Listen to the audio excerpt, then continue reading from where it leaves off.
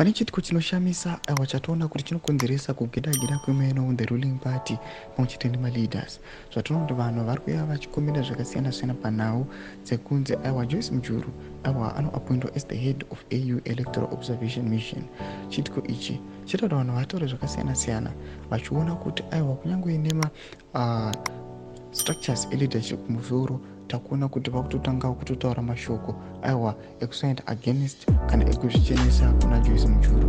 Sanapinda mashoko anobuda nyorwa panapa rudi pasubscribe like utinotipeleka tipinda panapa mudaily news pane shocking headline rokubuda panapa rationa kunonyongwa richinzi munanga fingers grace and distances himself from Mujuru's ouster. Tuna kuti mukambo nyika Zimbabwe anozvidistance kuti I was not there and I did not contribute to the ouster Joyce Mujuru. Yatuna kuti ouster ndio yakaita kuti mukambo nyika Zimbabwe at that time azoita the vice president.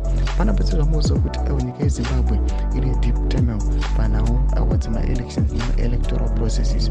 People are now saying is he going to come and expose and resolve my electoral processes? Atona kuti nyika Zimbabwe akadambiwa my electoral processes in nyika Zimbabwe, they are not free, they are not fair, they are not credible.